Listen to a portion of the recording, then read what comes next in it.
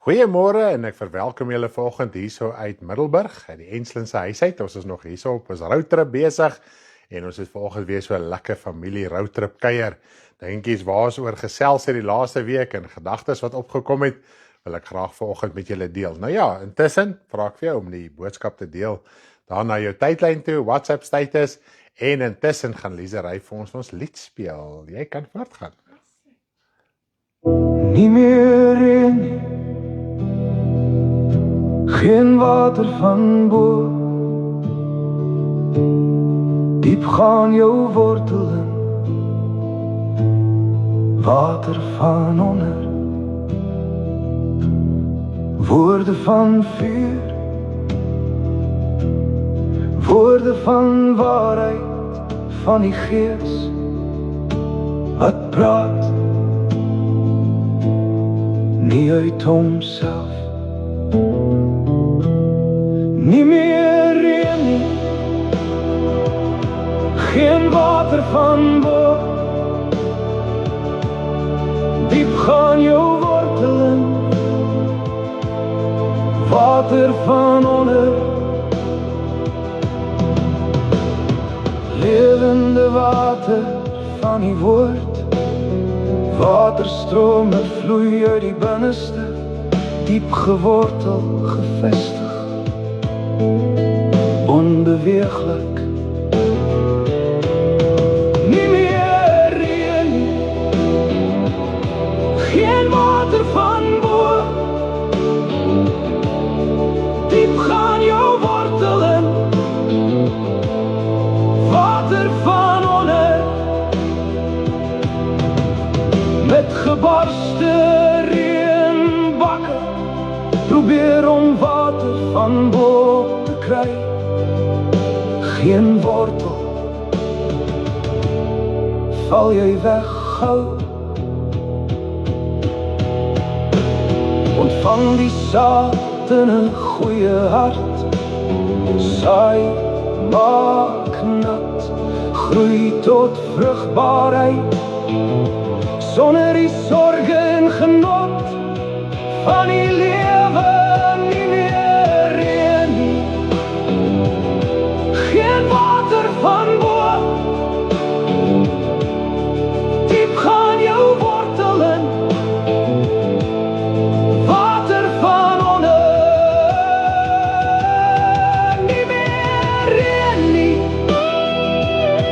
geen water van bo, diep gaan jou wortelen, water van onder.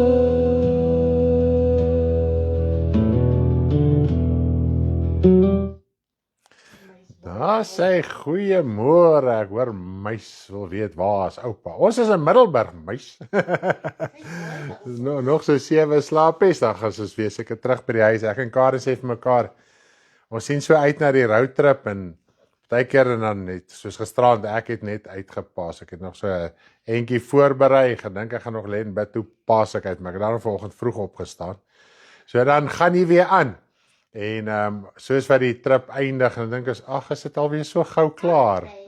Ag nee, is dit nou alweer so gou klaar, want omtrent by elke huis is dit 'n hele opgewondenheid en dan weer 'n hartseer. Dan weer opgewondenheid, dan weer hartseer. Wat het Roland daardie dag gesê met Ria? Toe ons weg is, Ria daar na die kamer waar ons slaap geskree, net om geraas te maak, en hy het ergens geraas gemaak asof ons in die huis is.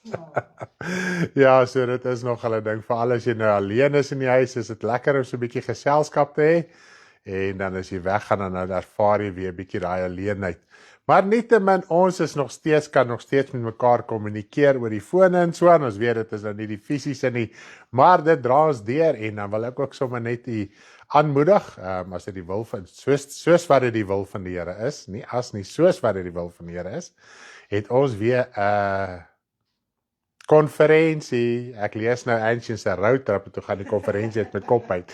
Sjoe, die roadtrip is so vinnig verby. Dit is vinnig verby. En ons begin altyd daar by Loetswil en Vredendal. Lyk my so spontaan gebeur dit altyd dat is so 'n paar dae rus en dan gaan ons voort na die res van die land toe. Nou as ons terugkom, ek hoor daai klompe daar by ons, hulle sê daar gaan 'n groot gekuier word.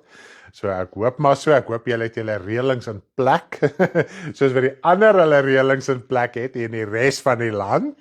Wink wink. Maar nou ja, nietemin ons gaan nog ons laaste besoek. Dis die beplanning tot dusver terwyl ek Jolene se naam sien, gaan ons laaste by hulle wees. En dan van daar af gaan ons voort huis toe. Nou ja, so ons so wat ek wil vir julle sê, die konferensie 28 September tot 2 Oktober in Harold's Bay, dit is vir 10 minute van George af.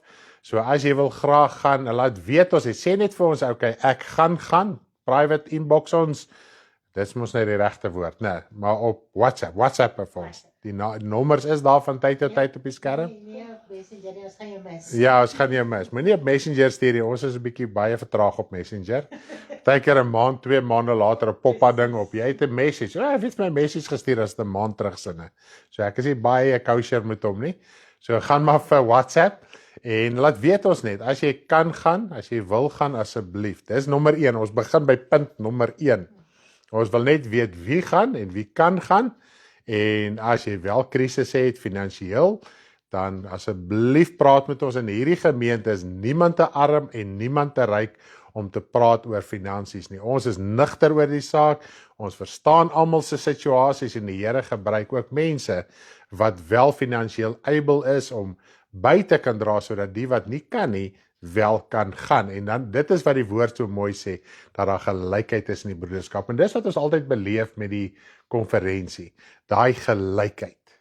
Die een het baie en hy kan bydra vir die wat niks het nie. En dit sluit nou vliegtuigkaartjies in, dit sluit brandstof in, dit sluit buskaartjies in, dit sluit die verblyf in en dit sluit die kos in. So daar's 5 dinge, hoofpunte wat ons moet dek, as ek nou so mooi daaraan dink. So ja, prys die naam van die Here. En as jy gaan, asseblief, ons kort ook hulp. Ons het 'n program, as ons terugkom by die huis, ek wil net hê jy moet so lank begin dink.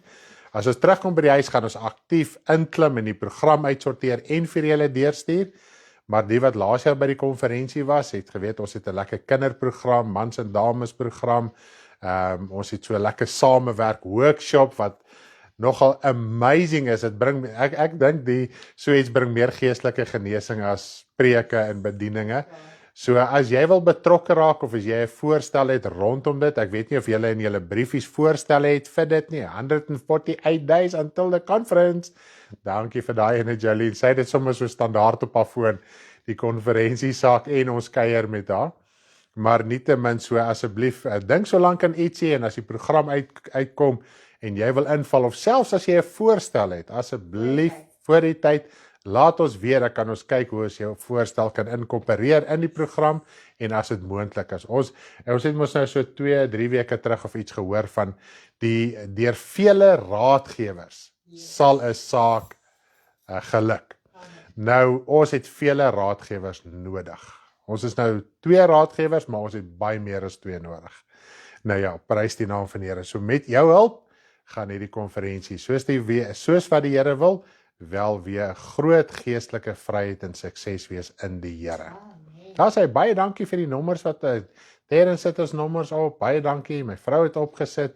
Dit is net amazing. Baie dankie. Samewerking. Terry, as jy weer op 'n call kan, sit so 'n bietjie die WhatsApp link ook vir ons op en het hy en die as jy die Telegram link ook kan opsit met die gospel songs, dan sit jy maar net die gospel songs en swaan. Dan kan mense ook daarby uitkom en dan ook waar ons audio en video wel share op Telegram. Soos wat die diens aangaan, jy weet nie dadelik te doen nie.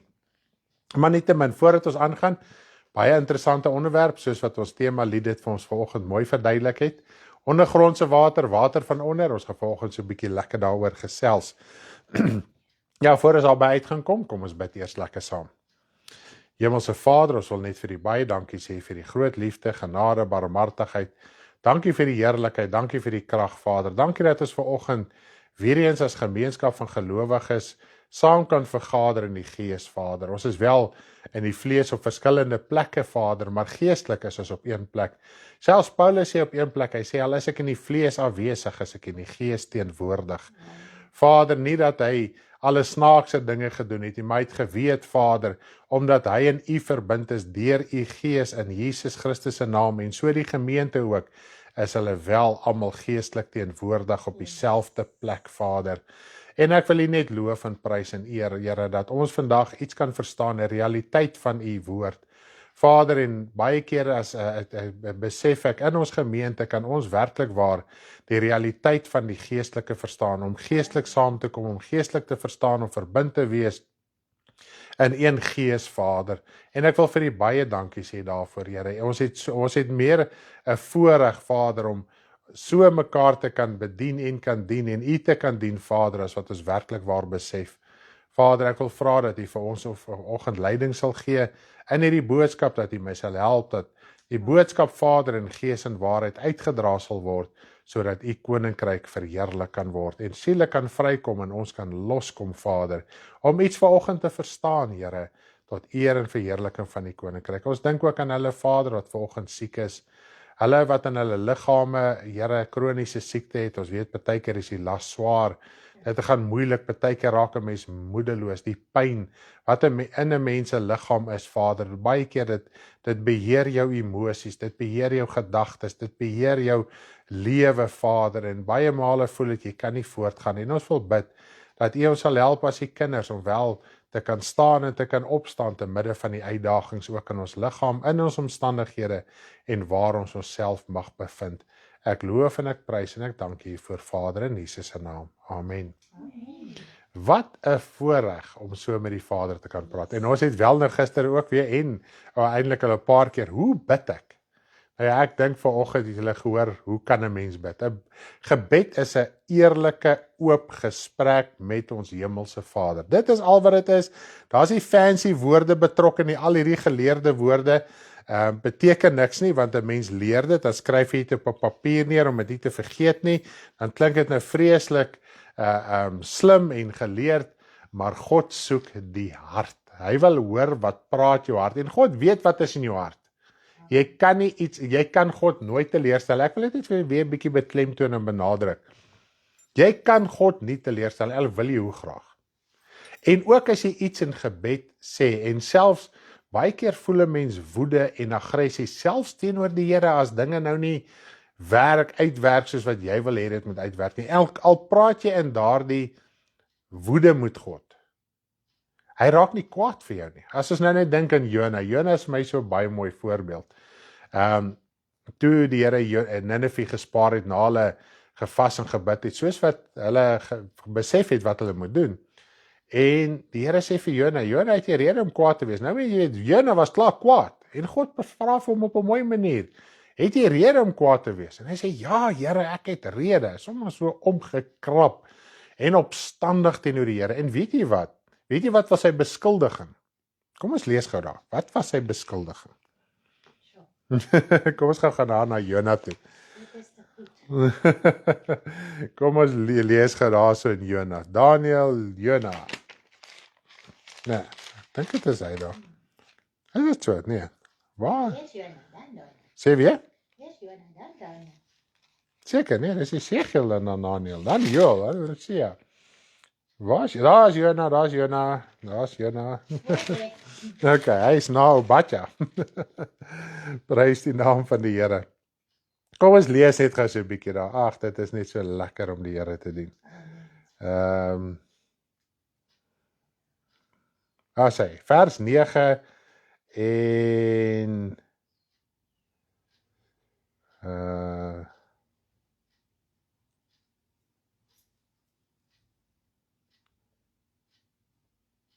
waar begin ons? Daar sê, kom ons lees van vers 1 af. Vers 1 en 2 en dan 4, ja, maar Jona 4.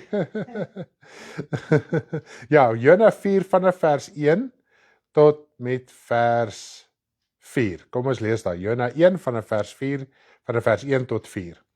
Maar Jona was hieroor erg ontstemd en hy het kwaad geword. Dit is nou omdat God Ninive gespaar het, né? Ag Here, het ek dit nie gedink terwyl ek nog in my land was nie. Daarom het ek tevore na Tarsus gevlug, want ek het geweet. En hy is eerlik met die Here. Here, daarom het ek gevlug, want ek het geweet, hy gaan hierdie land spaar. Dit is gebed, dit is gesprek met ons Vader. Dat u genadig is, u 'n genadige en barmhartige God is, lankmoedig en groot van goedertierenheid, en een wat berou het oor die onheil. So, o Here, neem dan nou my siel van my weg, want dit is beter vir my om te sterwe as om te lewe. Daarop sê die Here, het jy rede om toornig te wees? So, Jona beskuldig God omdat hy goed is, omdat hy liefdevol is. God is kwaad vir die Here, omdat hy sy goedheid oor... Ag, Jona, wat het ek gesê? Jona is kwaad vir God. Ja, Jona is kwaad vir God, omdat God goed is. En baie keer is ook maar kwaad vir mense, omdat die Here ook goed Ons is is. nie goed nie, so ons wil wraak neem. Ons is nie goed nie, nou wil ons wraak neem oor God se goedheid. Dit is so, ja, dit is presies so. Omdat ons harte verkeerd is, dan wil ons nou wraak neem. Hoe sê jy dit? My brein is nie vanoggend by jou nie. Ons is nie goed nie, daarom wil ons wraak neem oor God se goedheid. Ons is kwaad vir God as hy goed is vir mense. Ja, ja, en ons is eintlik, ons wat omgekrap is mense, as God goed is vir hulle, Ja, dan raak ons omgekrap met God. want ons wil hê God met sy wraak uitoefen oor mense. Yes. So, ons kort liedjies oor boeke van die Bybel vir ons kiddies, daai mooi ene, asseblief ouma. Ja, ons sal hom doen. Daar sê hy, prys die Here. So, die Here vra vir my, het jy rede om vertoornd te wees? En wanneer ons so met die Here praat, en selfs as ons kyk, toe het God nogal hierna 'n wonderboom beskik. Beskik. Kom jy nou, Beskik. Is jy okay? Ek is okay, nee. Dit Dis lank. Beskik, en dis so groot God se genade is. Jy beskuldig hom, jy's kwaad vir hom, en dan doen hy nog goed aan jou. So, as 'n mens dit kan verstaan, dan gaan jy na die Vader toe, en ek het al baie in woede uitbarstings teenoor God gekom, want ek het verstaan, ek het ook vanuit Dawid geleer, dat maak nie saak of hy nou droog gemaak het, of wat die geval is nie, as die moeilikheid daar is, het hy geweet, hy moet na God toe gaan. Hy het sy saak uitgesorteer, hy het dit erken, hy het dit bely, en daarom kon God hom ook genade geskenk het. En dit is baie keer die punt wat ons mis. Al maak jy droog, en jy besef jy droog gemaak, en jy is nou in warm water, gaan net na die Here toe. Amen. Dis al wat jy moet doen, dis al wat jy weet. Die Here sal jou saak uitsorteer. En opregtheid, as jy voor hom kom, selfs al het jy het jy 'n dwaase besluit gemaak wat sekere gevolge in jou lewe het. Die woord van die Here sê, tog as jy jou bekeer, tog as jy die pad stap, dan kan hy tot dit ten goeie vir jou laat uitwerk. Dis hoe liefdevol die Vader is. Ons moet nie God in 'n ander lig sien nie. Want omdat ons as mens wraakgierig is, en moorddadig is, en bitterheid hou, en hart is, voel ons, dit is hoe God ook is. God is glad nie so nie. Daar sê, as jy voel, Here, daai ou moet sy straf kry, gaan sê dit vir die Here. Hy gaan jou tot nigterheid bring. Hy gaan stil bly, hy gaan liefdevol wees, hy gaan jou aanhoor, en dan gaan hy net in liefde jou antwoord, sodat dan nigterheid kan kom. Dis ons liefdevolle Vader, en ek besef, dit was die heel eerste boodskap op ons roadtrip, dat ons verdraai die evangelie met ons karakter. Ons gehad het, jy kry die suiwere woord. Die Here sê vir die herders in Esegiel, hy sê, julle drink die suiwere water, dan vertroebel julle dit. Dan gee julle daai vertroebelde water vir die volk. En ons moet eerlik genoeg raak baie keer met onsself. Ons het 'n bepaalde geaardheid, karakter, manier, metode, denke. Ons opinie is ons opinie, finish en klaar, basta. En as enige iemand indrys teen daai opinie, was ons sommer dadelik opstandig. En baie keer in 'n gesprek sal 'n gesprek vloei, nie, hy sal sy opinie opper en daai ene, dan raak ons vir mekaar kwaad ook. Nie dat jy jou wil afdwing nie, maar jy sê ook maar net, want jy is deel van die gesprek. En dit is nie nodig nie, want God die Vader is liefdevol. En ons moet ook verstaan dat daar's 'n verskil tussen voorgee en om op te tree ter wille van liefde. Net om jy weer te herinner, ons het mooi daaroor al oor gepraat, dat terwille van liefde, liefde vir jou broeder se siel en liefde teenoor die wêreld. Want God het Jesus gestuur uit sy liefde, want so lief het God die wêreld gehad, dat hy sy enige gebore seun gestuur het. En jy is gered. Jy was eers 'n sondaar toe jy is gered. So jy kan nie hard en ongenadig wees teenoor die sondaar nie. Jy kan nie hard en ongenadig wees teen jou medebroer en suster nie. Ons praat weer, en ek dink dis iets wat gereeld op hierdie roadtrip opgekom het, is ons loop met sulke balke. Dan sien jy net die splinter raak. En ons moet begin verstaan wie is die Vader in sy liefde.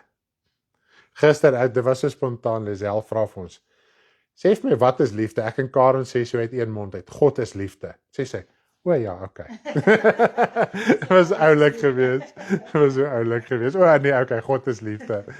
En as 'n mens in daai liefde, as jy nie wraakgierig en haatdraand is, en jou wil afdwing en kritiseer en daai tipe, want dan net as jy 'n opinie het en jy hoor iets, dan begin jy dadelik te maal oor hoe jy dit verstaan en daaroor dink teenoor die ander persoon. Jy hoef glad nie op te tree nie. En dan dink jy, nee, dit is eintlik nou, hy moes dit nou so en so en so gedoen. Maar verstaan jy daai persoon se omstandighede?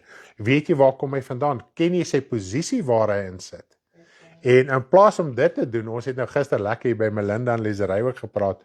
Hulle het ook al die gewoonte. Voor enigiets, hoor jy, gaan bid vir daai persoon. Voor jy sleg praat oor 'n persoon, gaan bid eerder vir hom. Ons gaan nou nie verder praat oor die ou nie. Ons gaan nou vir hom bid. Okay? Dit het jy nou omgekrap gemaak, en vertel jy omgekrapheid vir die Here. Want as ek en jy gaan praat, gaan ons kinder. En jy gaan my dalk opstandig maak teenoor daai persoon. Ek ken nie as hy persoon is, ek klaar kwaad vir hom. Maar as jy na die Here toe gaan, dan bring hy vir jou nugterheid.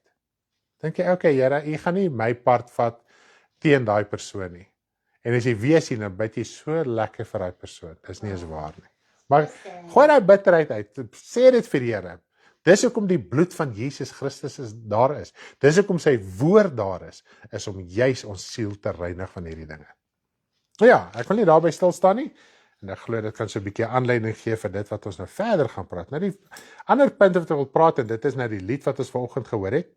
Nou die heel eerste skrif wil ek lees in Openbaring 11 van vers 5 tot 6, sodat ons iets kan verstaan vandag van ons geestelike lewe. Goed, Openbaring 11 van vers 5 tot 6.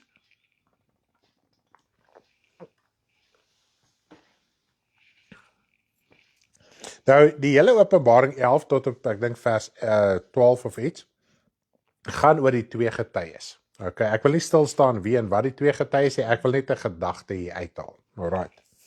Openbaring 11, vers 5 tot 6. En as iemand hulle wil beskadig, gaan daar vuur uit hulle mond en verslind hulle vyande. En as iemand hulle wil beskadig, moet hy op dieselfde manier gedood word. Hulle het mag om die hemel te sluit, sodat daar in die dae van hulle profesie geen reën val nie. En hulle het mag oor die waters om dit in bloed te verander en om die aarde te tref met allerlei plaas so dikwels as hulle wil. Nou, ek wil nie op die alles in simboliek ingaan nie, ons het 'n eindtyd les ook oor die twee getuies. Ek het al oor die twee getuies bedien, veral in die les brei ek bietjie meer uit op die simboliek van hierdie punte. Nou, nommer 1 moet ons net een ding verstaan, hierdie twee getuies, die woord sê, in die dae van hulle profesie, en dan praat hy ook van hulle is twee getuies. Getuies van wat? Getuies van die woord van God. Profesie beteken nie in die konteks, hulle loop net rond en sê, so sê die Here, so sê die Here, so sê die Here nie. Dit gaan ook oor die bediening van die woord, van die getuienis van Jesus Christus is die gees van profesie. So wanneer jy getuig van Jesus Christus, dan is dit die gees van profesie wat jou bekragtig en wat werk om te getuig van Jesus Christus. So dit loop hand aan hand. Okay? Dit kan eintlik nie van mekaar geskei word nie. Want hy sê ook die martelare, dit is hulle wat gedood is vir die getuienis van Jesus Christus en die woord van God. So as jy getuig van die waarheid van Christus, dan is die woord van God ook daar betrokke en dit is profesie. Goed, so as jy die woord bedien, staan jy ook in daai oomblik in die bediening van die profeet en jy is besig om te profeteer van Jesus Christus, wat reeds geopenbaar is in die woord. Goed, nou, ek wil net een simboliek eers uithaal, sodat ons kan verstaan wat hy sê, hulle het mag om die hemel te sluit sodat daar geen reën mag val nie. Nou, om te verstaan dat hierdie simbolies is, want die mens ongelukkig interpreteer alles wat hier gebeur net as vleeslik. En daarom het baie mense al die aanname gemaak, ek is een van die getuienis en hy het 'n begeerte om een van hierdie twee getuies te wees sodat hulle nou eintlik wraak kan neem op hierdie aarde, né? Dat God net kan verwoes en vernietig en as die buurman vir moeilikheid gee dat hy sommer die buurman kan doodmaak en vuur op hom spoeg en ek weet nie wat alles nie. So, dit is al hierdie tipe van goeders, as jy vleeslik dink jy wel so daaraan. En dit is my so amazing, toe ek die lied geskryf het oor die ondergrondse water, die volgende oomblik te hoor ons hoe dit daar by die Noord-Kaap, Noordwesse kant gereën het, en ons sien 'n videoetjie dat die strate daar, dan praat ons van die hoofpad, N14, waar ons gery het, ons het fisies op hy pad gery, van Koereman af, Stella toe en Delareyville toe. Dit lyk soos riviere waar daar afkom. So die Here het ons ook daar gehelp om ons roete te beplan, want ons het gewik en weeg, moet ons eers hier omkom en dan daai pad teruggaan, of moet ons eers daai pad opkom en dan so verder afgaan. Nou ja, so die Here gelei dat ons eers daai pad opkom, en te sien ons nee, daai wêreld is net riviere, so ons sou gesukkel het om daar uit te kom. Maar net om dit so vir te noem. So ja, dit gaan nie oor die fisiese vuur nie. Nou kom ons kyk, as ons iets kan verstaan van die vuur, dit is eintlik nie die maklikste om te verduidelik, dan gaan ek vir julle verduidelik waar gaan die reën. Nou heel eerste, wanneer ons kyk in Jeremia 23 vers 29, Jeremia 23 vers 29, ek gaan 2 skrifte in Jeremia doen, die ander een gaan Jeremia 5 wees, maar kom ons lees eers Jeremia 23 vers 29. Hy sê, is my woord nie soos 'n vuur, spreek die Here, en soos 'n hamer wat 'n rots vermorsel nie. Goed, ons is mos hierdie klipharde hart, né? En wanneer jy die woord aanvaar, dan vermorsel hy hierdie klipharde hart, en jy kry hierdie hart van vlees. Nou ja, as ons kyk, die woord is ook soos vuur. Alright. Nou kom ons spring gou oor na Jeremia 5 vers 14 toe. Jeremia 5 vers 14, dit is waar die Here vir Jeremia opdrag gegee het, om wel te gaan bedien. Hy het eers gepraat oor die valse profete se woorde niks is nie. In een van hierdie kontekste, jy kan dit self gerus gaan lees, dan praat hy ook van hoe die profete die woord van die Here steel, die een by die ander. In ander woorde, mense naap mekaar. As een prediker nou dit sê, en dan sê die ander ene dit agter daai ene aan, en so gaan hierdie riemtelegram van valse woorde, prediking, profeseë, waar die geval ook al mag wees, drome, uitleg ensovoorts. Goed. Jeremia 5 vers 14 is ons volgende skrif. Daarom so sê die Here, die God van die leerskare, omdat julle hierdie woord spreek. Kyk, ek maak my woorde in jou mond 'n vuur, en hierdie volk hout, en dit sal hulle verteer. Nou ek wil juis hierdie ene lees, want die Here sê hierso vir Jeremia, my woorde in jou mond is soos vuur. So duidelik wat hy hiervan praat met die twee getuies, die woord in hulle mond, die vuur in hulle mond is die woord van God. Nou sê hy dit, en hierdie vuur gaan hulle vyande beskadig. Nou sê die Here vir Jeremia, die vuur in jou, die woord in jou mond gaan jou vyande verteer. Dit kom op dieselfde beginsel neer. Nou, wanneer ons kyk, en ek wil jy met jouself 'n guns doen. As jy deur Jeremia gaan lees, Jeremia is nie so difficult nie, om dit so te kan stel, is nie so 'n moeilike boek nie. Nêrens waar Jeremia geprofeteer was sy vyande fisies in die vlees, of die woord van die Here gebring, fisies verteer nie. Inteendeel, hoe meer hy geprofeteer het, hoe erger was hy vervolg, van so aard dat hy op 'n stadium in 'n modderput gegooi was. Hulle het op 'n stadium uit rebelsheid en uit opstandigheid, het die oorblyfsel wat nog in Jerusalem was, hom saamgeneem na Egipte toe. Want Jeremia het vir hulle geprofeteer, moenie Egipte toe gaan nie. En hulle het net dood eenvoudig geweier. Toe dink hulle, okay, ons vat vir Jeremia saam, so as sy woord in vervulling kom, dan gaan die Egiptenare hom ook sommer maar doodmaak. Dan is ons nou nie aandadig aan sy moord nie. Okay. Maar wat toe nou gebeur het, 'n oorblyfsel van die oorblyfsel in Egipte het uiteindelik weer teruggekom Jerusalem toe, insluitend Jeremia. Goed, en van daar was die finale ballingskap. So net om vir julle te wys, dat dit wat het eintlik gebeur met Jeremia terwyl hy geprofeteer het. Dit het hulle gedagtes aan die lig gebring, hulle duister werke. Dit wat hulle mee in die duisternis besig was, en dis daai verteer. Met ander woorde, jy wat besig is met 'n verkeerde saak, as die woord van die Here na jou toe kom, dit voel letterlik of jou innerlike verteer. Jy raak opstandig, jy raak dalk kwaad, jy raak rebels, jy raak woedend. As 'n mens sulke ervarings het, dan moet jy weet, hierdie woord is besig om my te verteer. Maar in dit, as jy dit kan vind in daai opstand en in daai rebellie, om voor God uit te roep, dan gee jy daai bekering en hy reinig jou siel van daai ongeregtigheid. Maar nou soos met Jeremia, het die mense hulle nie bekeer nie. So wat gebeur? Hulle opstand en hulle rebellie het net erger geraak. Hulle woede het net erger geraak. Okay? Nou, ook in die tyd van die twee getuie, sê die woord, wanneer hulle profeteer, wanneer hulle getuig van die waarheid van die woord, wat gaan gebeur? Dit gaan hulle vyande skade aan doen. Met ander woorde, daai leuns wat hulle mee besig is, word die heeltyd geopenbaar. En soos wat dit geopenbaar word, raak hulle evangelie kragteloos. So nou moet hulle allerlei ander gimmicks begin uitdink binne in die evangelie, om hulle evangelie te laat geld.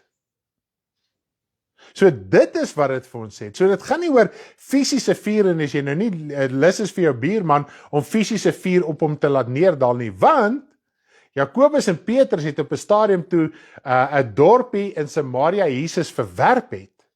Toe sê hulle, kan ons nie soos Elia vuur uit die hemel laat neerdal nie? Kyk hoe gebruik, selfs Jakobus en Johannes het die woord van God gebruik om iets vleeslik te doen.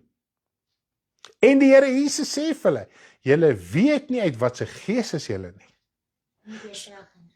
Nie deur krag en geweld nie. En Satan is altyd daar om die woord aan te haal. En hoe is die prediking nie so gewil dat ons moet nou die mantel van Elia hê en ons moet nou met hierdie vuur gaan en die vyande gaan verteer word in 'n menende vleeslik.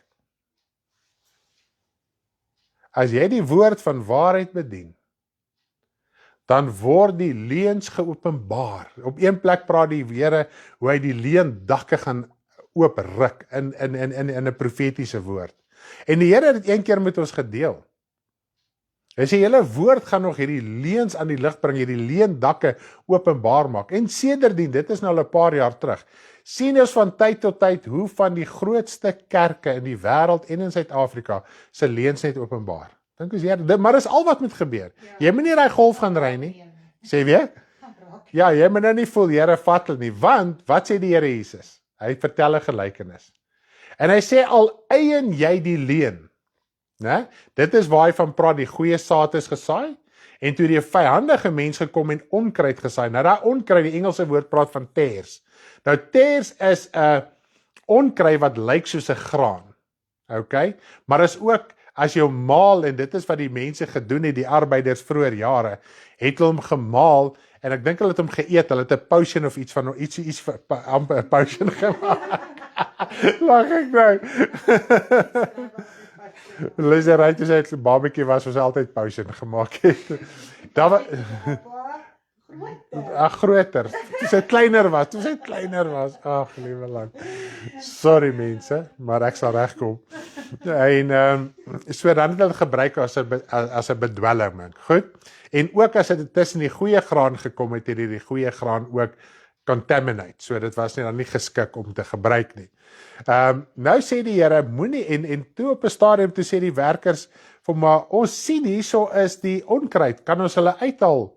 So lank uithaal. Die Here sê nee, want as jy hulle gaan uithaal, dan gaan jy die goeie graan saam ontwortel. Want as jy hom gaan uittrek, dan ontwortel jy ook die goeie graan saam met hom. Maar wag tot by die oesdag, want by die oesdag gaan jy ook duideliker die verskil sien.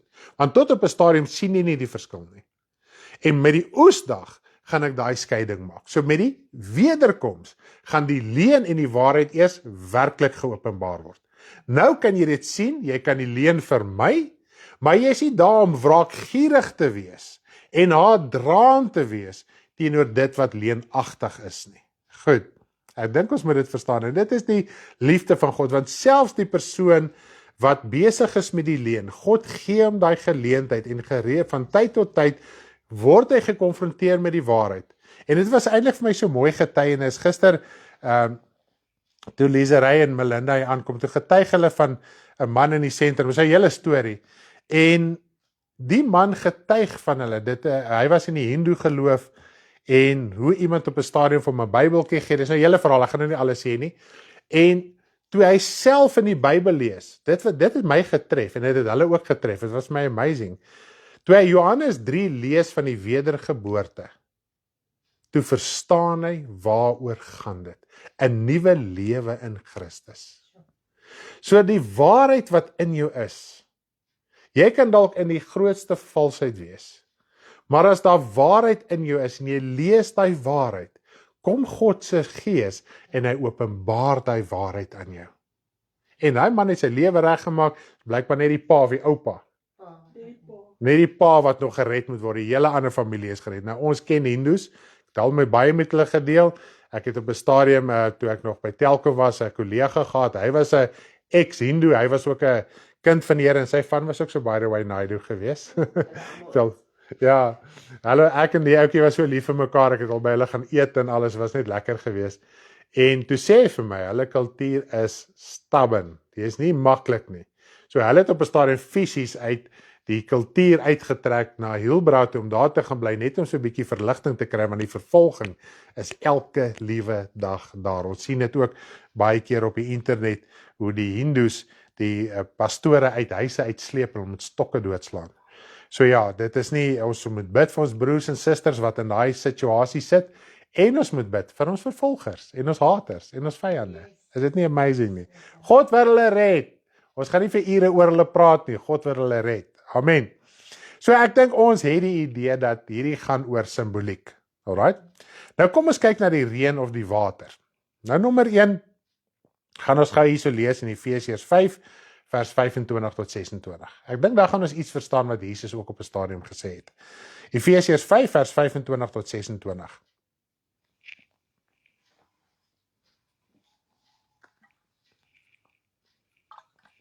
As iets wat julle wou gesê het, of bygevoeg het, of gevra het nie, Engeltjie, is ons reg? Met die vuur, waar sy? Ons het hom.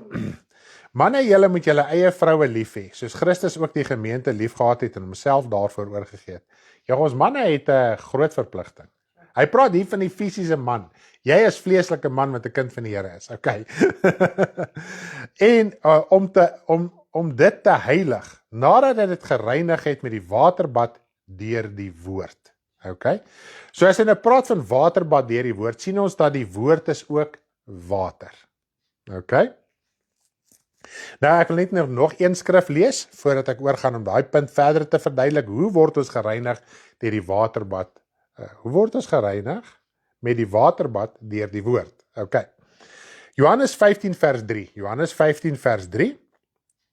Dit is waar Jesus gesê het, hoe die Vader die landbouer is. Ja, Vader is so nederig, hy is die landbouer, hy maak ons hart skoon. Dis hoekom gaan na die Vader toe.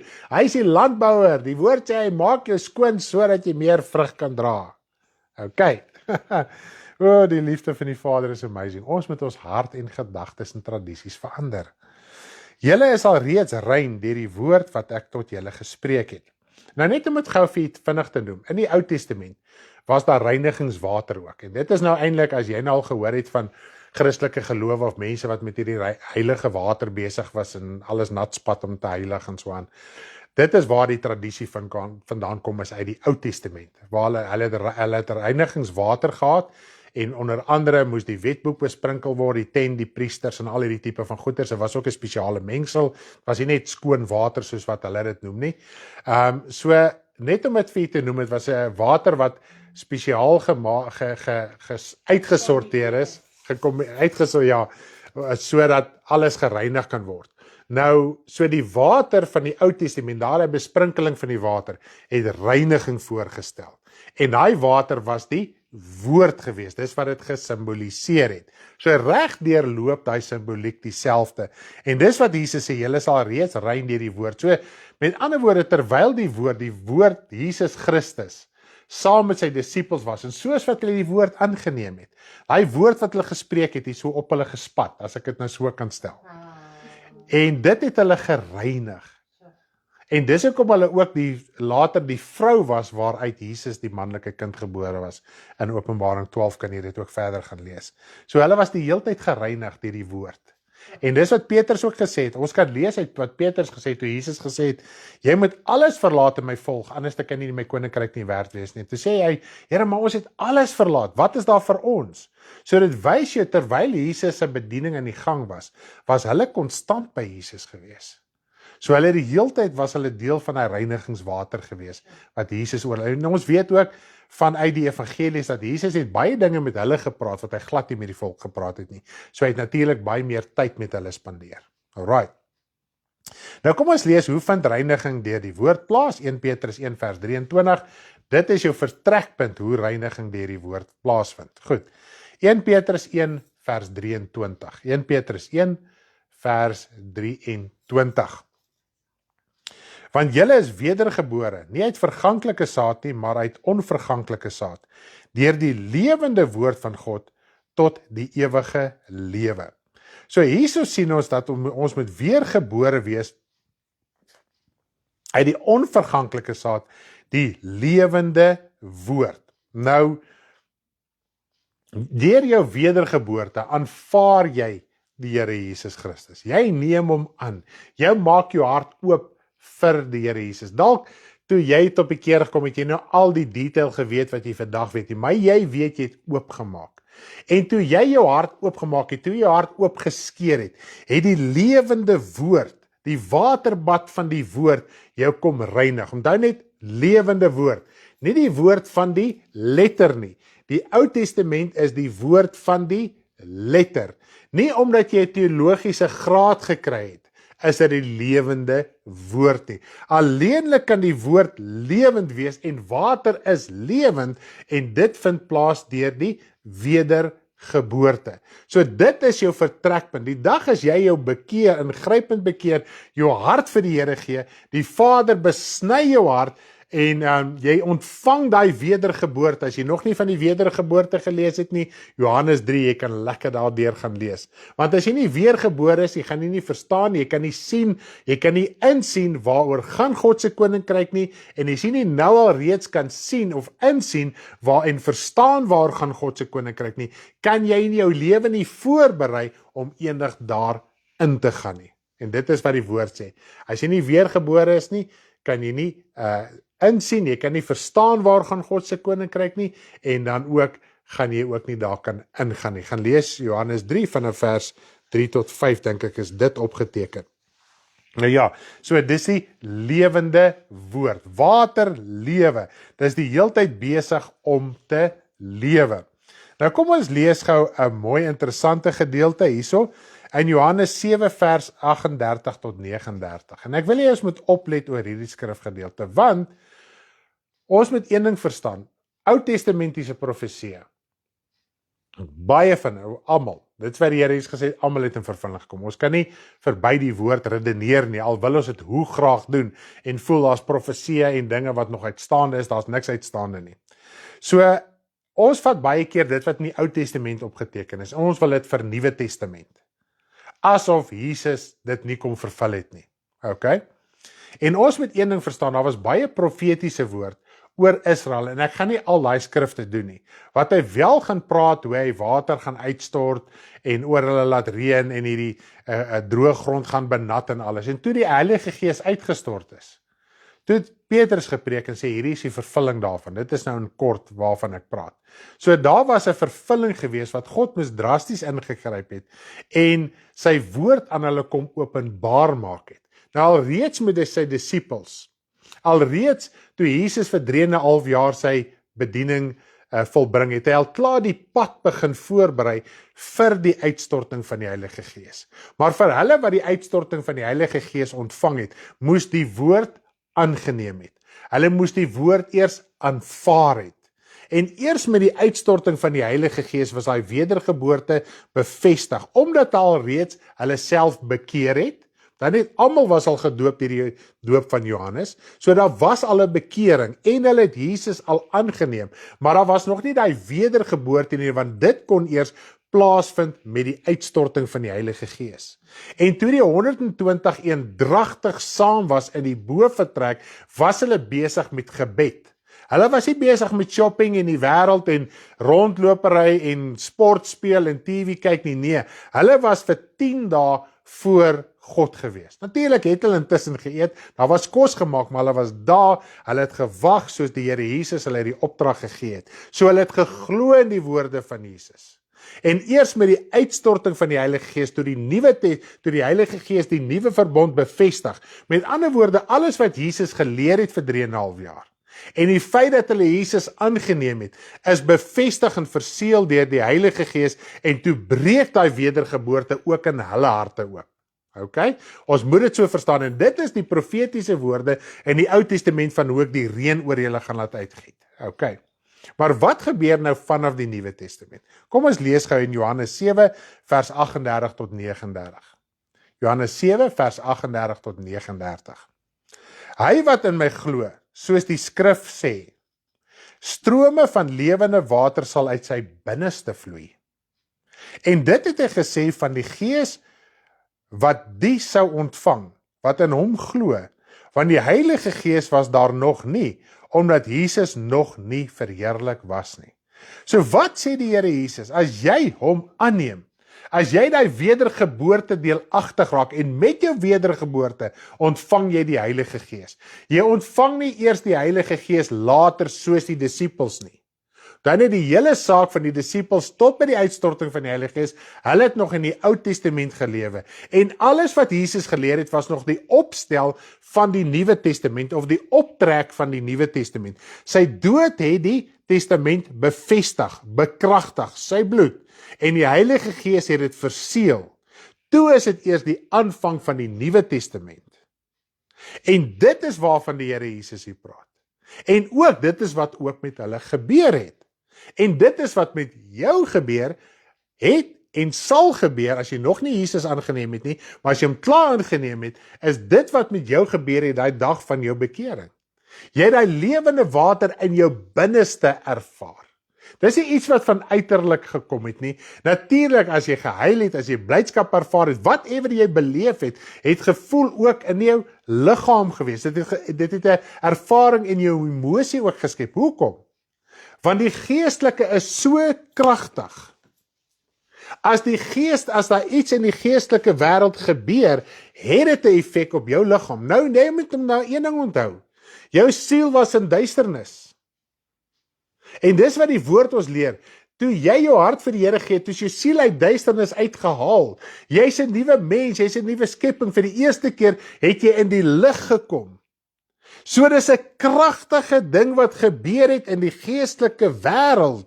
En daarom het jou liggaam dit ook ervaar. Daai emosie, daai opgewonde, daai blydskap, jy kon dit nie eens baie keer in woorde geuit het nie. Dalk het jy net gehuil, dalk het jy net geween. Jou hart was net dankbaar dalk voor die Here. Jy het dit ervaar en jy het daar uitgestap met 'n nuwe oortuiging. 'n nuwe denke, 'n nuwe wete in jou binneste. Jy wil nie meer die ou pad stap nie. Alright, is dit nie amazing? Nou daai strome van lewende water kom uit jou binneste uit. Dit is nie iets wat van buite afkom nie. Dit is iets wat van binne af deurbreek. Nou omdat dit vir baie nog nie van binne af deurgebreek het nie, wil hulle dit aan die uiterlike, aan die buitekant. Nou sodra 'n mens betrokke raak by die sigbare, by die buitekant, dan begin mense oordeel onregverdig te raak en mens raak vleeslik. Okay. En desperaat, dis eintlik die ding wat ek na soek. Die mens is desperaat, omdat hy nie die ervaring het en hy wete van die strome van lewende water nie, dan begin hulle uiterlike dinge te soek, om die emosie te streel, om goed te voel vir 'n ruk. Maar dit hou net 'n dag of 2, dan wil jy dit weer hê. En dan is daar allerlei dinge wat die Christene doen, om die emosie opgewek te hou. Nou wanneer die strome van lewende water in jou binneste is, dan is dit nie 'n emosionele ervaring nie, dis 'n wete. So ons gaan bietjie nou verder daaroor praat. Goed, Nou ek wil net hierdie skrif net so tussenin noem, dan gaan ek weer oorgaan na die hele saak van die water toe. En dit is in Johannes 6 vers 53 tot 54. Johannes 6 vers 53 tot 54. Want die Here Jesus sê, vir die wat in my glo. Ons kyk net gaan na die pad, hoe om in Jesus te glo en wat om te doen. En Jesus sê vir hulle, voorwaar ek sê vir julle, as julle nie die vlees van die seun van die mens eet, en sy bloed drink nie, het julle geen lewe in julle self nie. Hy wat my vlees eet en my bloed drink, het die ewige lewe, en ek sal hom opwek in die laaste dag. Nou, wat Jesus hier bedoel het, as jy van iemand eet, jy raak deel van hom, sy opstaan, sy slaap, sy hele wese, sy denke, sy lewenspatroon. En dit is wat Jesus hier oorgedra het, en later in hierdie gedeelte, sê hulle, Here, maar hierdie woorde is hard, dit is hard om u te volg, dit is hard om werklik waar ons lewe oor te gee, soos wat u lewe oorgegee het. Dit is werklik waar hard om hierdie wêreld te verloon. Ja, dit is hard as jy nie die gees van die Here het nie. Maar as jy die gees van die Here het, is dit moontlik. Dis wat die Here Jesus gesê het, by die mense is dit onmoontlik. Maar as jy jou lewe gee, is dit moontlik. Dit is wat die Here daarby bedoel. Dit gaan nie oor dit is net moontlik en jy doen net wat jy wil nie. Jy moet iets prysgee. As jy nie sterf nie, kan daar nie lewe in jou siel plaasvind nie. Dit is belangrik om dit te verstaan. So mens moet deel raak van Jesus, wie hy is, sy lewe, sy alles, sy woord, wat jou siel kan reinig. Maar dit is nie iets uiterlik nie, dit is iets innerlik. Nou ja, Jesus kom verder en hy sê in Johannes 4 vers 14, as jy jou fisiese Bybel het, kan jy net lekker terugblaai, anders dan moet jy maar weer opsoek. Johannes 4 vers 14, dan gaan ons nou oorgaan na die hele saak van hierdie ondergrondse water, né? Maar elkeen wat drink van die water wat ek hom sal gee, okay? So dis die water wat deur die Here Jesus Christus aan ons gegee word, sal in ewigheid nooit dors kry nie. Dis nou by die vrou by die put van Samaria. Maar die water wat ek hom sal gee, sal in hom word 'n fontein van water wat opspring tot in die ewige lewe. So as jy in die Here Jesus Christus glo, kan jy nie wag vir reën van buite af nie. Jy kan nie wag vir water van buite af nie. Dit kom van jou binneste af. Prys die Here. So 'n hartsbekering kom nie van beloftes van buite af en ervarings van buite af nie. Dit kom nie uit teologiese kennis uit nie. Dit kom nie daar uit, jy ken die hele Bybel van A tot Z en jy kan dit jou kop uit opsê nie. As jy in die Here Jesus glo, moet jy van hom eet. Jy moet deel word van wie hy is. En die woord sê, hy het vir ons 'n voorbeeld nagelaat en ons moet in sy voetstappe volg. Met ander woorde, ons moet van hom eet. Ons moet deel raak van dit wat hy was op aarde, om die wêreld te verloon, te lei. Jesus het vir 33,5 jaar op die aarde gelei. Ons dink net aan sy kruisdood. Want hy het elke dag sy rug teen die sonde en die ongeregtigheid gedraai. Het was 'n lydingsproses in die vlees. Goed, so as jy in die Here Jesus Christus glo, en as jy drink van die water wat van hom afkom, is dit hierdie fontein. En waar begin 'n fontein se oorsprong? Onder die grond. 'n Fontein se oorsprong is onder die grond. Dis hy strome daar onder die grond. En dan kan jy daar uit water kry as jy nou diep genoeg boor, en dan kan hy water uitspuit boontoe. Is dit nie so nie? Kom ons kyk gou so mooi. Hy sê hierso, Jeremia 2 vers 13. Jeremia 2 vers 13. Kom ons lees gou daarso. Jeremia 2 vers 13. Want my volk het twee verkeerde dinge gedoen. Die fontein van lewende water, het hulle verlaat om vir hulle reënbakke uit te kap, gebarste reënbakke wat geen water hou nie. So die Here sê, ek is die fontein van lewende water. En nou dit is my altyd so mooi wat Jesus gesê het in sy gebed. Dankie vir Vader vir dit, die openbaring vandag het so 'n idee gehad, dit is 'n bedoeling van die preek, tema waar staan nou ten volle. Ag, prys die Here, Terrens. Nou die Here Jesus sê, gaan na jou Vader wat in die verborgene is. En jou Vader wat in die verborgene is, sal jou in die openbaar vergelde. Waar is daai strome van lewende water? Dis in die verborgene. Waar is die ondergrondse water? Dis in die verborgene. Dis nie iets wat jy vir iemand kan wys nie. Ek kan nie wys die gees van die Here is in my siel nie. Kan dit nie wys nie. Dis onmoontlik. Maar my Vader wat in die geestelike is, en Jesus Christus, en die engele en almal, dis waar my hart is, en dis waar die gees ook in my hart kom. Is daar, nie op 'n ander plek nie. So gaan na jou Vader wat in die verborgen is, praat met hom. Want hy is die fontein van water. En dis hoekom Jesus gesê het, hy wat in my glo, hy sal in die strome van lewende water kry. En waar is die oorsprong van daai water? Is in die troon van God. Dis mooi as jy in Openbaring ook gaan lees. Die oorsprong van lewe. Dis hoekom die woord sê, dis hierdie stroom van water wat uitvloei. En hy gee tot water vir die boom van die lewe wat 12 maande 'n jaar vrug dra. Want is die woord van God, die lewende woord van God. En hoe word die woord lewend? Deur die Heilige Gees. En die Heilige Gees bevestig dit. Daarom moet jy jou hart vir die Here gee om die Heilige Gees te ontvang, sodat die woord van God vir jou lewend kan wees en in jou binneste kan opspring. In jou binneste lewe kan gee.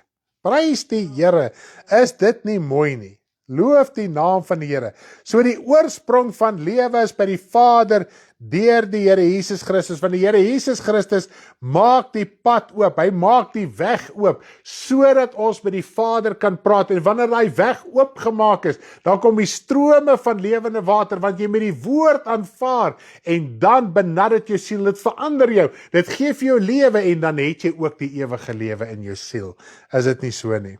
Prys die Here. Dis wel lekker. Kom ons lees gaan 2 Konings 19 vers 30. Daar's 'n soortgelyke gedeelte in Jesaja, maar ek gaan 2 Konings 19 vers 30 lees. 2 Konings 19 vers 30. Dan sal die vrygeraaktes wat oorgebly het van die huis van Juda weer wortel skiet ondertoe en vrugte dra boontoe. Prys die Here. Nou hier is so 'n mooi profetiese woord en ek gaan nou moes ek hom vinnig lees oor Josef, die roeping van Josef, en ons weet is eintlik 'n hele profetiese woord oor Jesus, maar hier kan ons iets leer sodat ons ook kan vrugte dra boontoe, maar jy moet wortel skiet ondertoe. In jou binnekamer skiet jy daai wortel ondertoe. As jy moeilikheid en probleme het, dis wat ons in die begin gesê het, met Jona en alles wat ons daar gepraat het, Dawid ook. Hy het geweet hy moet wortel skiet ondertoe. Hy kan nie nou met 'n mens gaan praat en 'n mens gaan redeneer en sy lot gaan bekla teenoor 'n mens nie. Hy moet na God toe gaan. As jy moeilikheid en probleme en situasies het jy nie weet nie, dan skiet jy wortel ondertoe as jy na die Vader toe gaan, wat in die verborgen is, van hy waterstroom is in die verborgene. Prys die Here. Josef, het ek gesê, Genesis 49 vers 22. Ja. Sorry, Genesis 49 vers 22. Genesis 49 vers 22, next skrif. Josef is 'n jong vrugteboom, 'n fontein. Sy takke klim oor die muur. Nou, hy praat van 'n fontein. Waar kom die water vandaan van 'n fontein? Onder. Hy is nie gepla oor water van bo nie. Wanneer die strome van lewende water, wanneer jou wortel begin onderskiet, en dan net die woord leer vir ons, hierdie wêreld is 'n woestynwêreld. Dis simbolies soos Israel wat deur die woestyn getravel het, getrek het vir 40 jaar. Hulle was in die woestyn, dan net die feit dat hulle die pasgalam geslag het, die bloed gesmeer het in die deurposte ensovoorts, dit het hulle wedergeboorte gesimboliseer, want hulle moes Jesus die lam aangeneem het. Die bloed simboliseer reiniging, okay? Want hulle moes dit met 'n hisopbossie aangesmeer het. Hisop beteken ontsondiging. So toe hulle die hisop in die bloed ingedruk het, beteken dit wat nou met hierdie bloed gaan gebeur, is die betekenis van die hisop, en dit is ontsondiging, okay? Nou, om hulle eersgeborenes te spaar, dit was nie om hulle materiële besittings te spaar nie, dit was om die eersgeborenes te spaar. En die eersgeborene is jou siel. So daar het hulle gesimboliseer, as ons Jesus Christus aanneem, reinig sy bloed ons.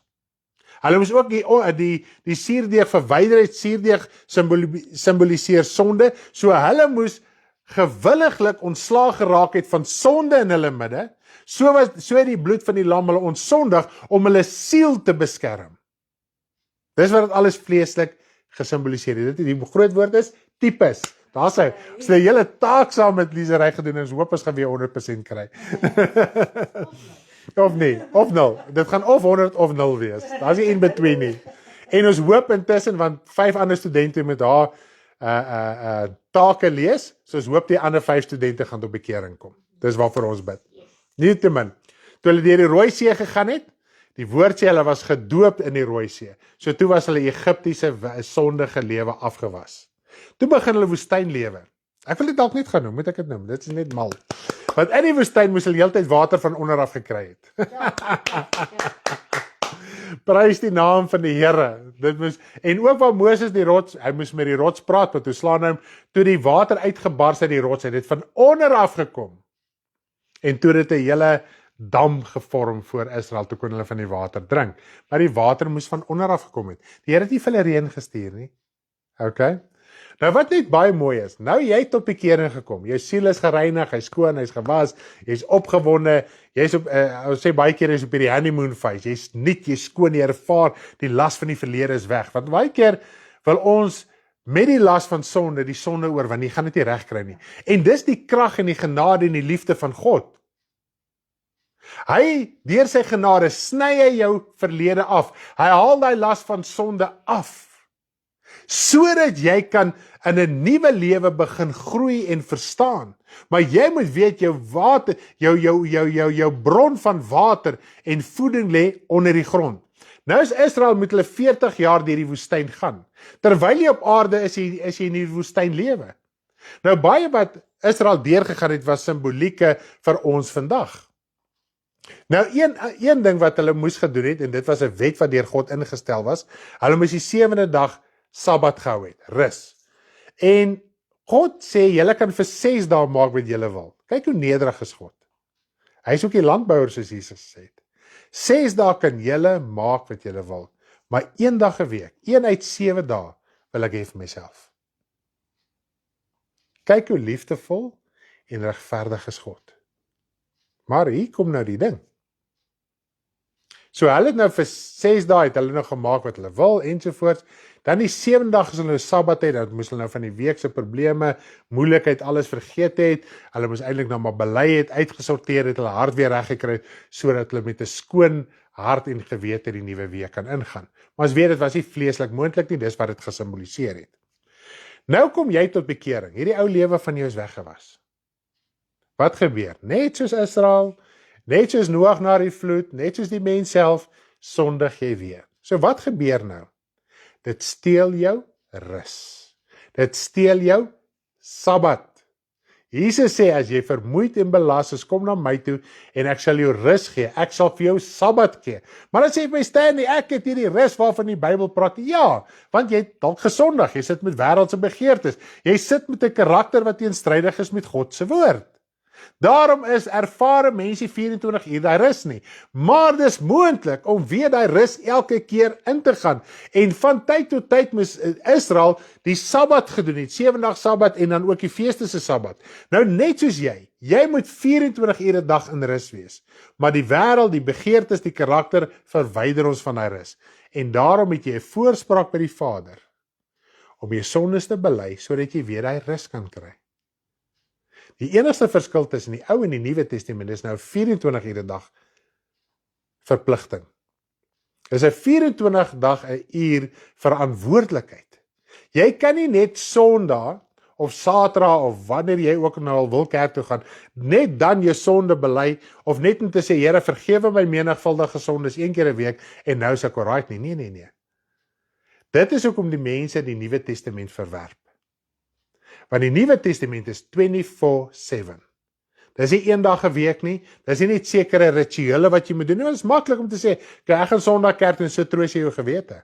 Dis 'n easy, dis die maklike evangelie. Die ware evangelie verg werk. Die diensknegte wat talente ontvang het, moes daarmee gaan werk het om daarby nog talente te verdien.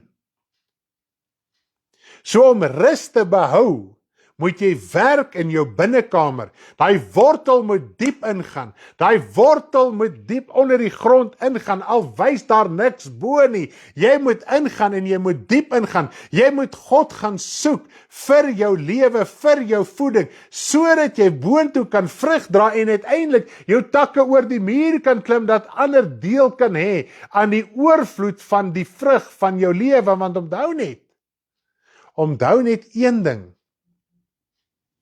Vrug, die vrug wat die boom produseer, is nie vir die boom nie.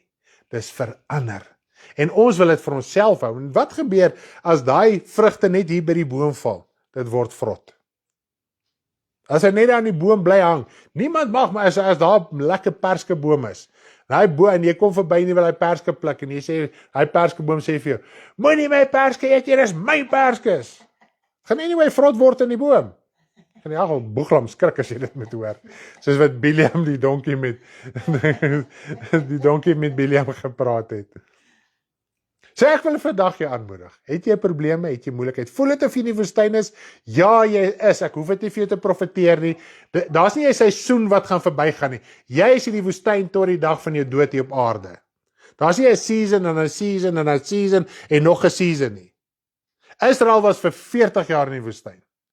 Nou, omdat hulle nie verstaan het, dat hulle moet lewe van God se woord, en hulle wortel moet diep ingaan nie. Daarom het hulle opstandig geraak, hulle het wederstrewig geraak, hulle het gemurmureer, hulle het gekla, hulle het gedink die evangelie is vervelig. Hulle, die manne wat God vir hulle elke dag gegee het hulle gewalg naderhand. Hulle het gekla oor die kwartels, God stuur vir hulle vleis, toe kla hulle oor die vleis. Toe stuur God giftige slange in.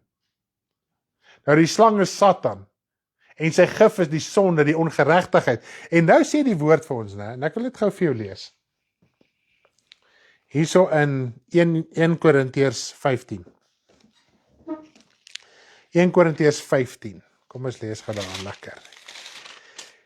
1 Korintiërs 15 vers 55. 1 Korintiërs 15 vers 55 en 56. 1 Korintiërs 15 vers 55 en 56. Dood, waar is jou angel? Doderyk, waar is jou oorwinning? Die angel van die dood is die sonde, en die krag van die sonde is die wet. So as ons terugval na Oud-testamentiese wette toe, of dit nou een is of meer is, en weet jy wat het my opgewonde gemaak op hierdie hele trip? Almal waar ons gekom het verstaan, jy kan nie teruggaan na die Ou Testament toe. Almal sê vir ons, al doen jy net een. So as jy die wettiese 10de onderhou, die Oud-testamentiese 10de onderhou, dan is dit die gif van die slang wat jou penetreer, want die krag van die sonde is die wet, want die wet het die kennis van sonde gebring. Dit het nie verlos van sonde nie. Dit het uiteindelik vir die mens gewys hoe sondig is hulle, en onder die wet was die vloek. Waarom die vloek? Want elkeen wat gesterf het, sy siel was hel toe, insluitend Abraham, Isak, Jakob, Dawid, die profete, almal. Baie van hulle het hel op aarde gehad, vervolging, en dan was hulle siel ook nog hel toe gewees. En daarom het Jesus hulle uitgelei toe hy gesterf het. Maar ek en jy het nie die tweede kans van die Ou Testament nie. So as ons teruggaan na die Ou Testament toe, dan word ons weer vergiftig met die gif van die slang. En Satan gebruik die Ou Testament om die mense te verlok en te verlei agter die vloek aan. Want die Ou Testament bring die vloek. En daarom voel kinders van die Here is onder die vloek. Dan het hulle alle gimmicks en rituele om van die vloek ontslae te raak, in plaas van hulle te bekeer en hulle te ontslae te raak van Ou Testamentiese dinge wat hulle implementeer binne in die Christelike kerk.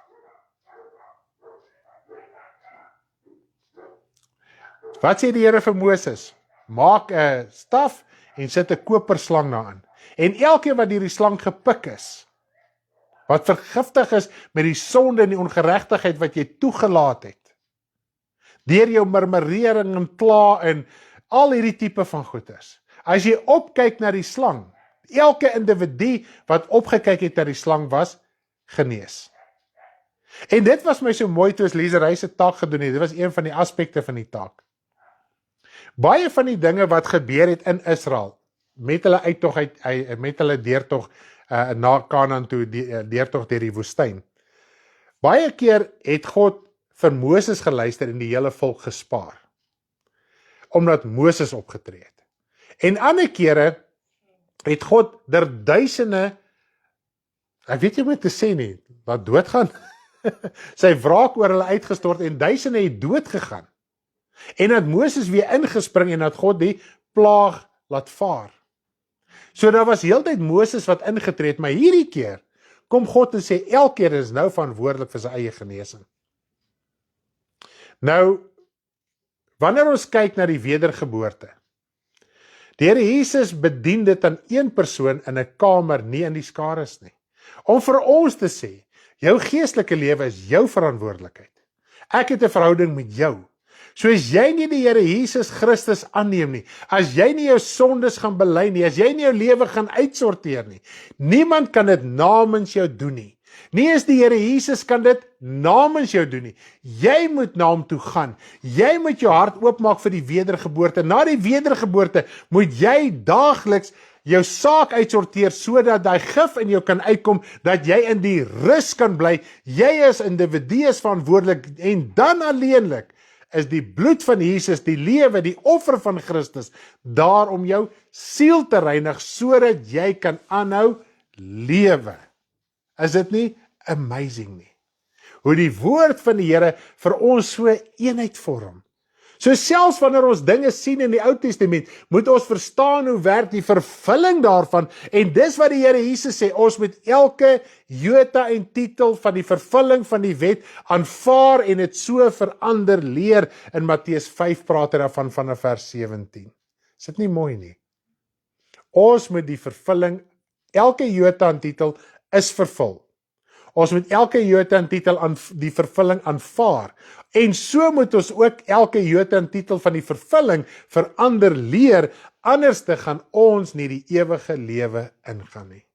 En daarom is dit in ons bediening, in ons hartsbegeerte, in my en Karen se en almal wat saam met ons is, om te verstaan wat is die totale elke jota en titel se vervulling. En dit sluit alles in. Dit sluit die huwelik in, dit sluit geld in, dit sluit jou lewens, jou lewenswyse in jou gesin. Maak nie saak waar dit is nie. Die wederkoms, al hierdie dinge moet ons in konteks verstaan. Is dit nie amazing nie? God se liefde moet ons in konteks verstaan. Het jy geweet, selfs die Hebreëse taal het in vervulling gekom? Want almal neig terug na die Hebreëse taal, want daarin was nou die groot krag en ek weet nie wat alles nie. As dit so sou gewees het, as die taal iets gedoen het, en die oorspronklike Hebreëse uitspraak van God se naam in die Ou Testament enigstens waarde gehad, hoekom het God sy wraak geopenbaar aan die vleeslike Israel? In die Ou Testament? En toe later na Jesus, toe Jerusalem totaal verwoes was, tot vandag toe, en die profetiese woord, nie 'n mense opinie nie, die profetiese woord sê, daar sal nooit weer vleeslike Israel wees nie. Galasiërs 4 sê vir ons, die hedendagse, die vleeslike, die aardse Jerusalem, is in gebondenheid. So as ons voel, die aardse Jerusalem, daar is nog enige waarde in die aardse Jerusalem, en dat God het hulle nog uitverkies, en ons hart is nog daar, en ons is nog opgewonde daaroor, sê die woord van God, jy is in gebondenheid. Hy gaan verwoes word. Jy behoort nou aan die nuwe Jerusalem. Daar's 'n nuwe aarde en 'n nuwe hemel. Dis die beloofde land. En is jou verantwoordelikheid om seker te maak, jy gaan daar uitkom. Sou jy jouself verbind weer in Ou Testamentiese dinge, dan kom die gif van die slang weer in. Dan kan jy die skrif aanhaal sê, ek sal gif drink en dit sal my niks doen, dit het jou klaar iets gedoen. Jy moet dit bely, jy moet dit uitsorteer. Is dit nie mooi nie? Dit is God se liefde.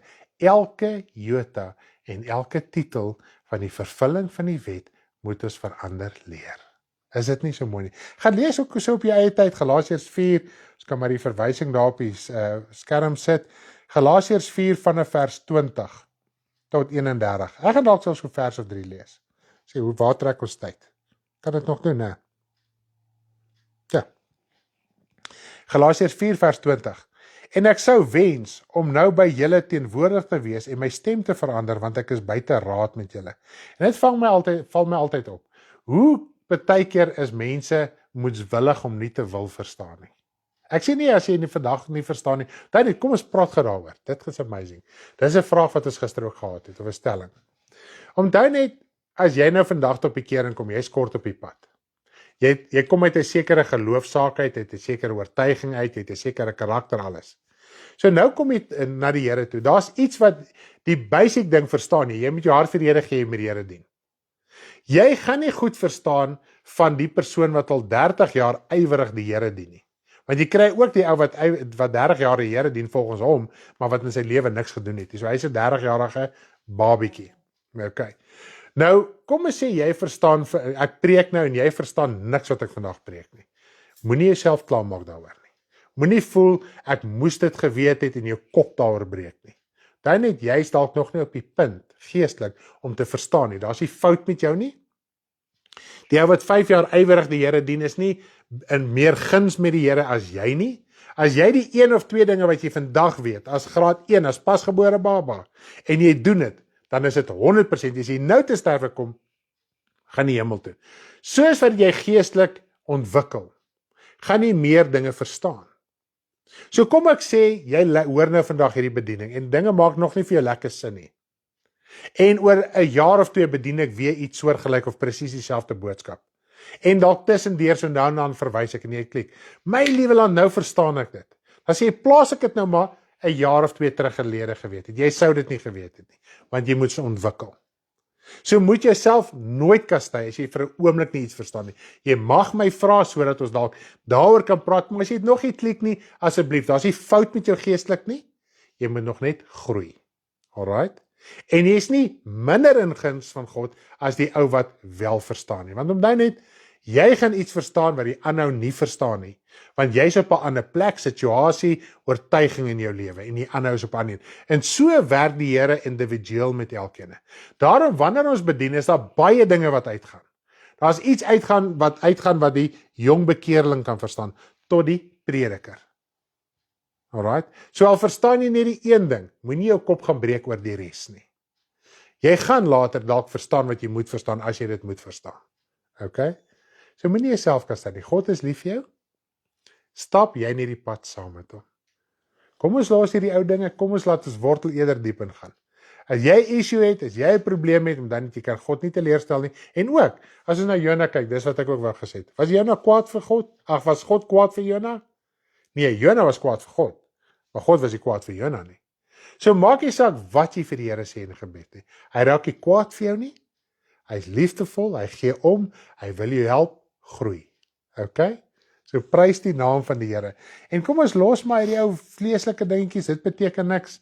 Dit bring die vloek. Daarom voel kinders van die Here as onder die vloek. Los die Ou Testamentiese dinge, kom los van die gedagtes van die verlede.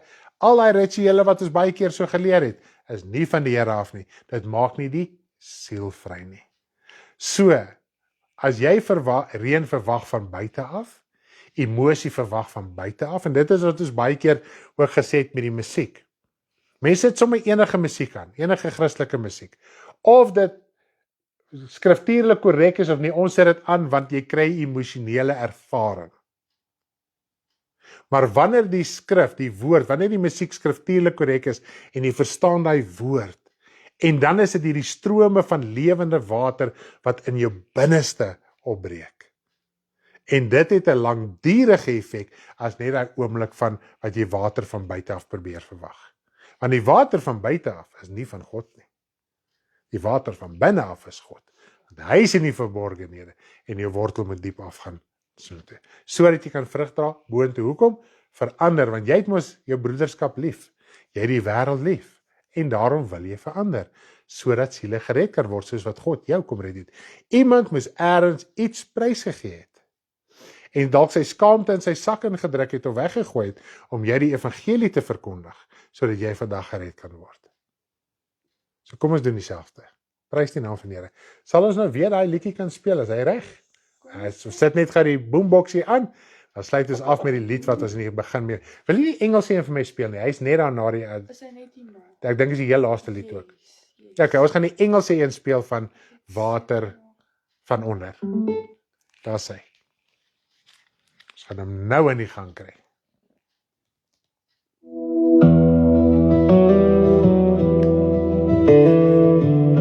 Dankie Leroy. No more rain, no water from above. Your root goes deep, water from below. Words of fire,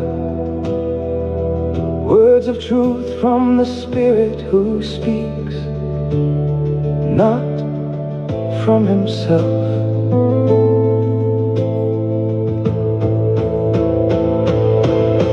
No more rain, no water from above. Your root goes deep, water from below. Living water of the Word, streams of water flow from within, deeply rooted, established, immovable. No more rain, no water from above. Your root goes deep, water from below.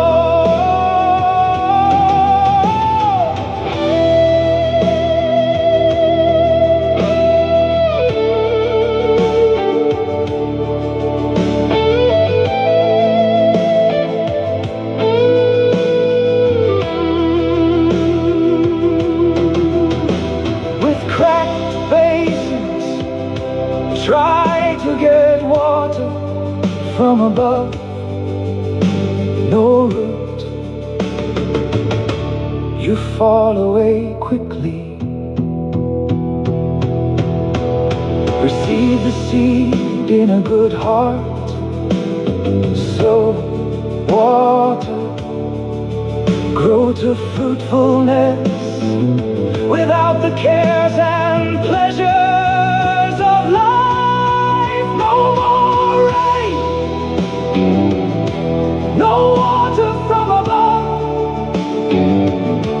Your root goes deep, water from below. No more rain, no water from above. Your root goes deep, water from below. Dankie dat julle ingeskakel was. Mag die Here hier baie ryklik seën. As dit die wil van die Here is, is ons vanmiddag by Gerard en Rita, dis in Belinda, hulle se ouers. Gaan ons daar lekker kuier en potjie hou en bid vir ons dat die wil van die Here is. Môre gaan ons Bethel toe, dan van 'n Bylpark, so dit is so lank ons beplanning. Mag die Here julle baie ryklik seën. Ons so lief vir julle hoor. Bye bye. Bye. As daai ding op is, dan kan jy nie sê finies.